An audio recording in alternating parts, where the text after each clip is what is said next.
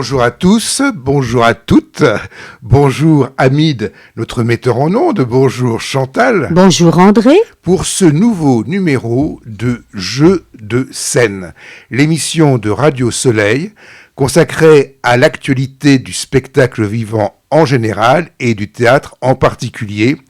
Alors, à l'affiche aujourd'hui, je vous parlerai de Monsieur Joseph que j'ai vu au Théâtre Clavel.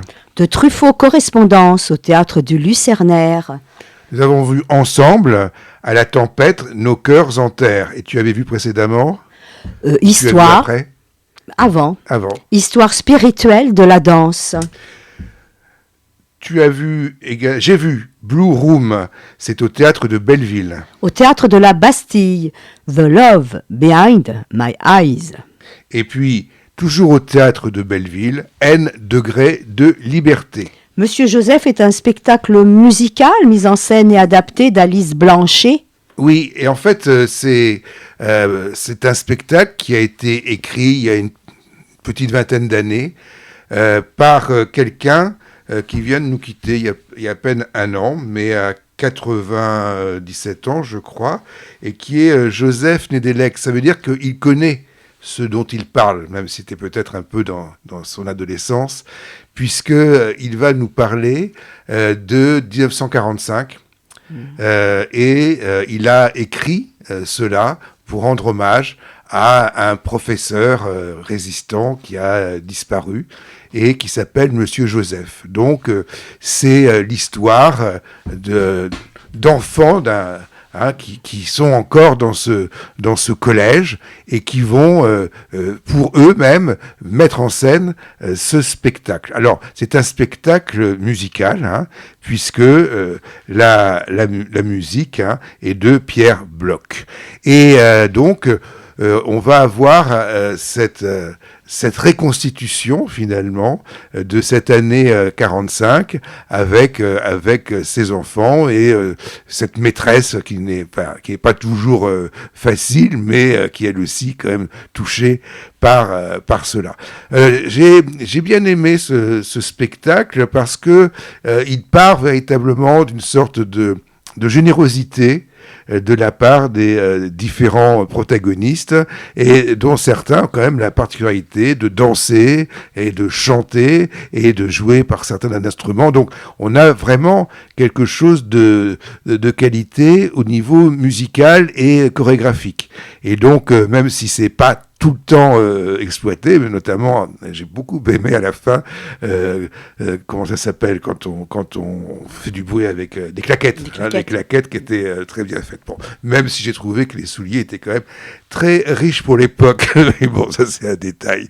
Donc voilà, c'est à voir encore pour quelque temps au Théâtre Clavel. Chantal, Truffaut Correspondance. Oui, que j'ai vu au Lucernaire, en haut du Lucernaire, dans la petite salle Paradis, qu'on aime bien. Donc, c'est les textes de François Truffaut, puisque c'est sa correspondance.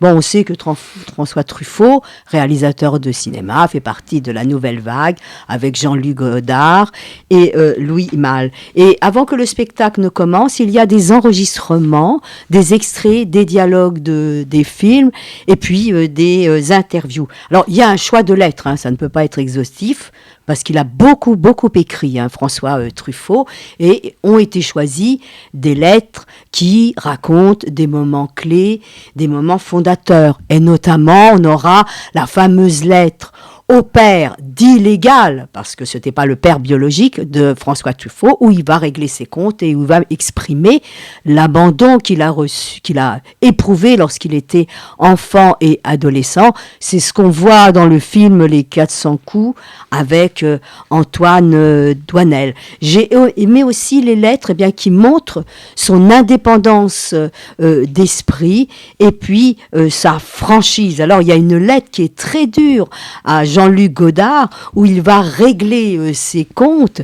Il l'accuse de faux gauchisme, il l'accuse d'être hypocrite, de ne penser qu'à l'argent. Donc il y a eu une petite séparation entre eux. Mais il y a des lettres de bienveillance. Alors par exemple, il rend hommage à André Bazin, parce que André Bazin, c'est son père spirituel. C'est celui qui l'a toujours dépanné dans les moments les plus difficiles. Par exemple, il a été réformé pour instabilité caractérielle, parce qu'il s'était engagé pour l'Indochine. Alors, on a un décor qui représente l'intérieur, mais c'est bien parce que ces lettres, elles nous parlent à la fois du réalisateur, mais aussi de l'homme.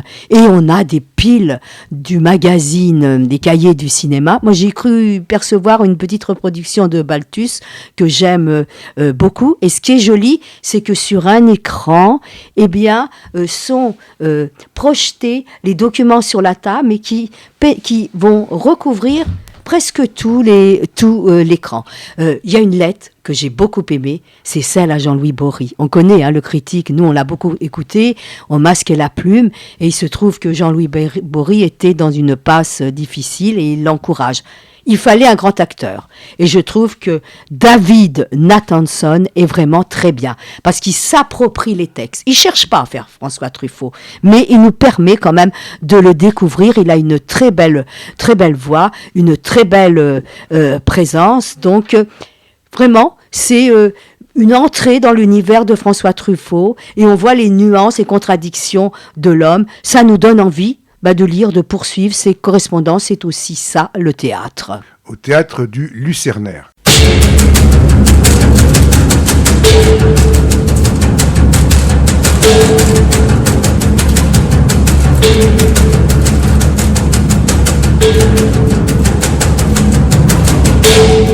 Alors, tu as vu donc Nos cœurs en terre.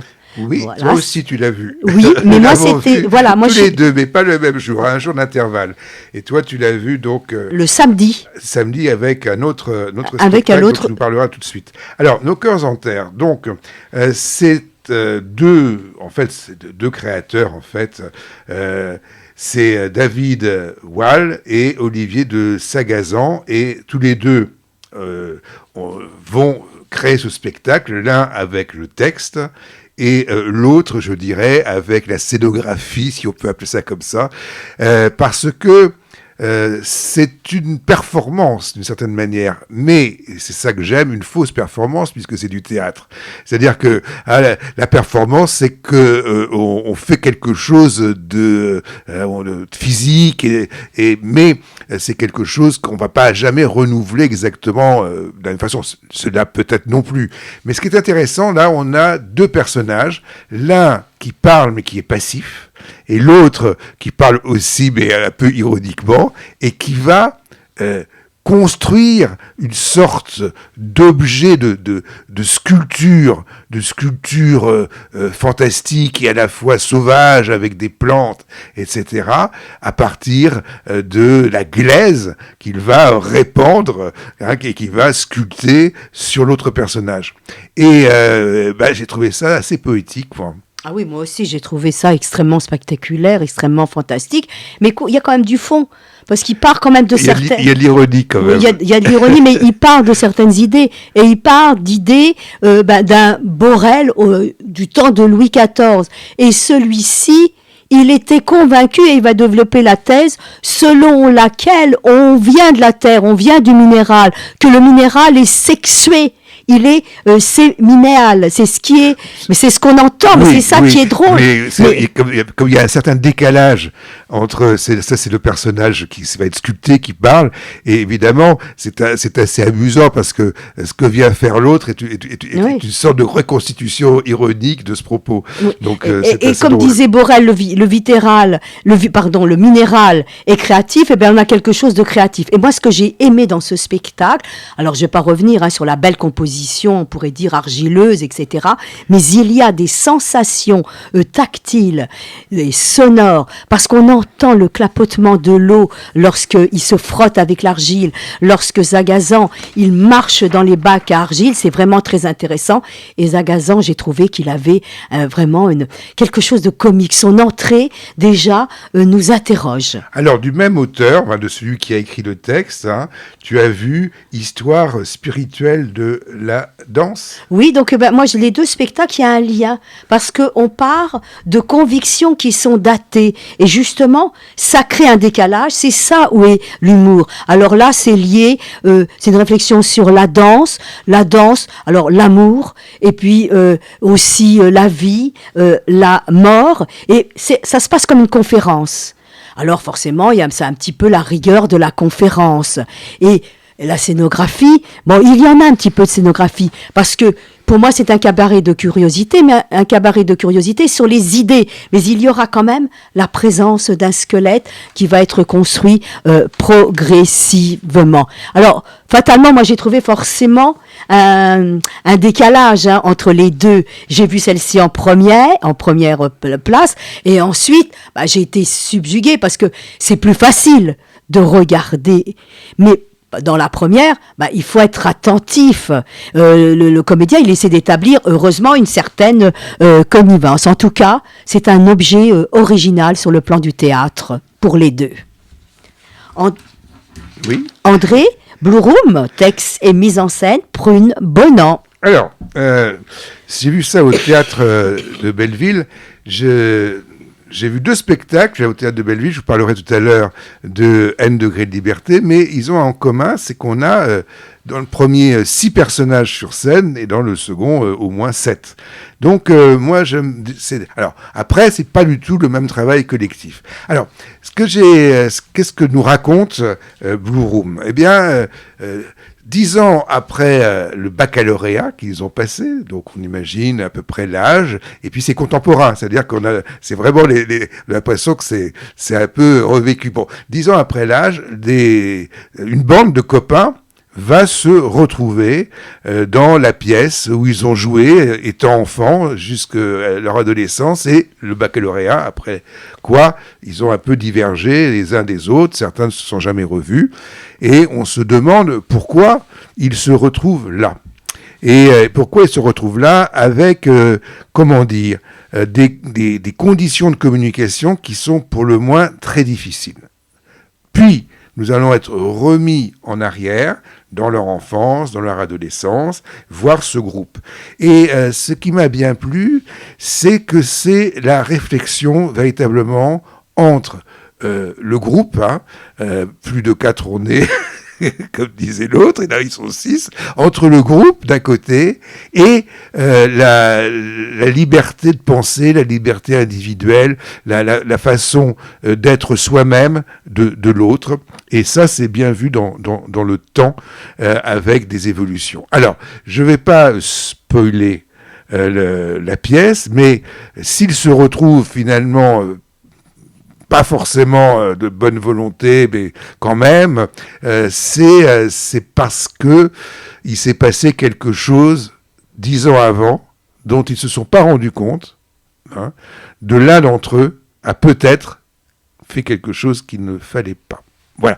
Mais c'est intéressant. Alors, ça se termine brutalement et quelque part, il n'y a pas de fin. Et c'est ça que j'ai bien aimé aussi, alors que certains n'ont pas du tout apprécié ce côté-là.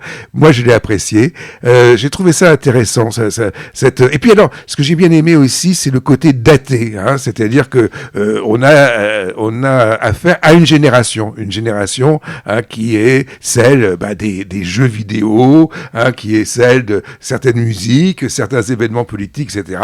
Et moi, j'ai trouvé ça très intéressant aussi, parce que c'est vrai que chaque génération a un peu son esprit. Et là, on a aussi l'esprit d'une génération. Donc, Blue Room, c'est à voir au théâtre de Belleville.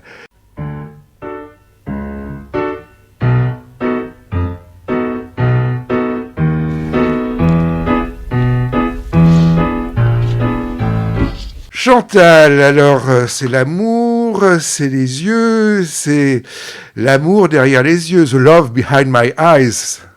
Oui, et c'est une chorégraphie de Ali Charour qu'on connaît, qu'on avait vu, je crois, à Avignon, et il est avec l'autre danseur, Shadi Aoun. C'est vraiment une danse puissante, tragique, et a une forte connotation sensuelle.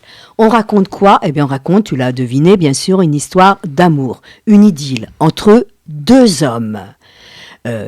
Amour entre deux hommes qui pourrait être interdit. Et Charour s'est inspiré d'un texte d'un poète, Mohamed Ben Daoud, qui avait été moufti à Bagdad et qui a été amoureux fou d'un jeune homme. Donc, certes, il s'inspire d'une légende, mais avec la bande-son, parce qu'on entend des sons de destruction, de reconstruction, des éléments naturels qui s'agitent, et on pense forcément au Liban. On pense au Liban actuel, et pour nous, c'est aussi une histoire d'amour empêché par les lois humaines, mais aussi empêché par les guerres.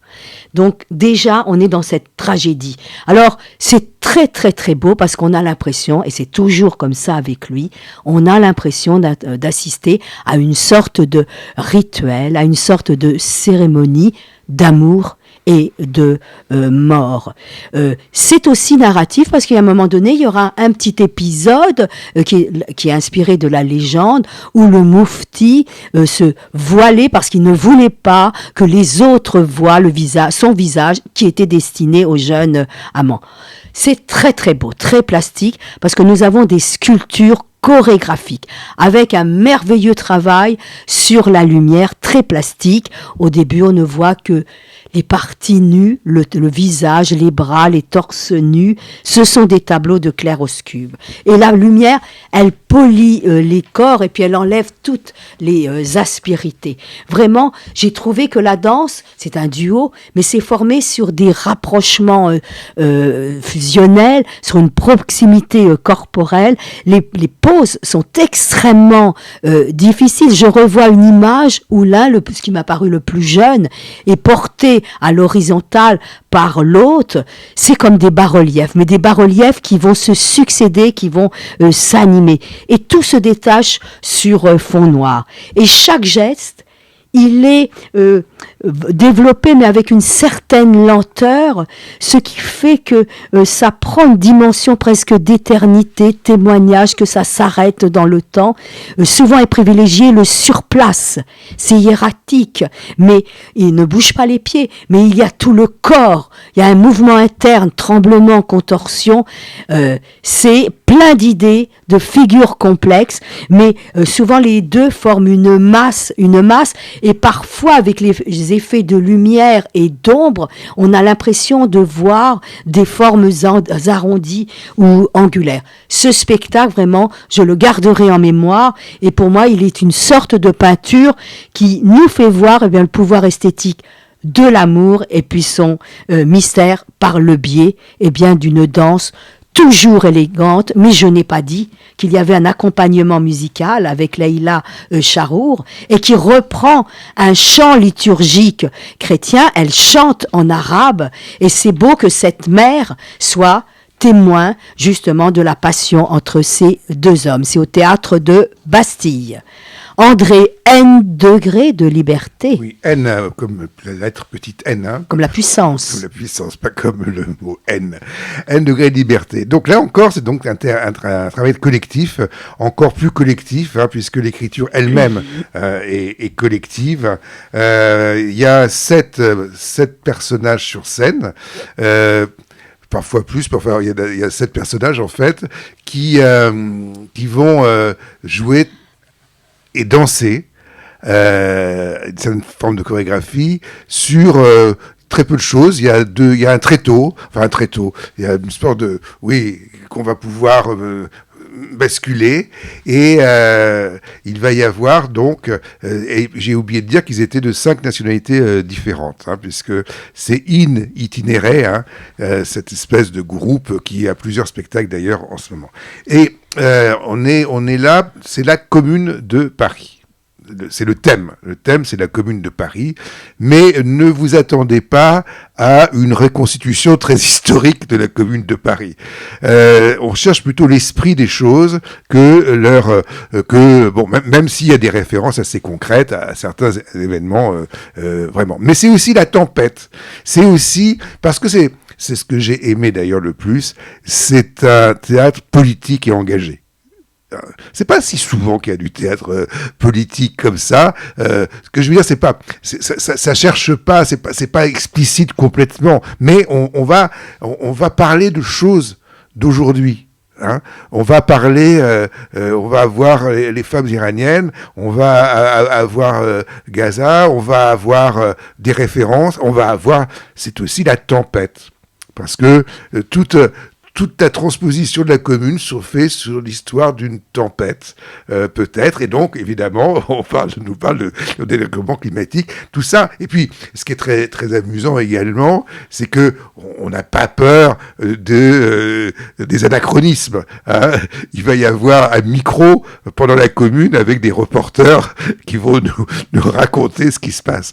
Mais, et c'est là que j'ai trouvé ça très intéressant, il y a des tableaux. C'est-à-dire que ces 7 personnages sur leur tréteau, sur scène, vont constituer des tableaux. Et quand on y pense, quand on pense aux événements historiques, c'est vrai que qu'est-ce qui nous les rappelle parfois ? Quel est un des moyens de nous les faire connaître, hein. Je pense à des tableaux de David, je pense à des regarde par exemple le radeau de la Méduse. Enfin, qu'est-ce qui fait qu'on va avoir quelque chose d'historique ? C'est des tableaux. Et j'ai trouvé que quelque part là, on avait une vraie reconstitution très intéressante et très parlante à travers ces différents tableaux. Donc, je vous invite à aller voir N degrés de liberté. Hein, c'est une écriture collective, hein, et c'est mise en scène de Tilda Barès. C'est au Théâtre de Belleville. Chantal. Alors, The Love Behind My Eyes de Ali Charour au Théâtre de la Bastille. Prune Bonan a écrit et mis en scène Blue Room, encore au Théâtre de Belleville. Nos cœurs en terre, au Théâtre de la Belleville, où nous avons ressenti un émerveillement poétique pour ce spectacle. Et tu as vu également Truffaut Correspondance. Oui, Truffaut Correspondance, au Théâtre du Lucernaire. Et Monsieur Joseph, spectacle musical de Yannick Nedelec et Pierre Bloch, mise en scène et adaptation d'Alice Blanchet au Théâtre Clavel. Voilà, et nous, on se retrouve la semaine prochaine pour de nouvelles aventures dramatiques, donc théâtrales. Au revoir.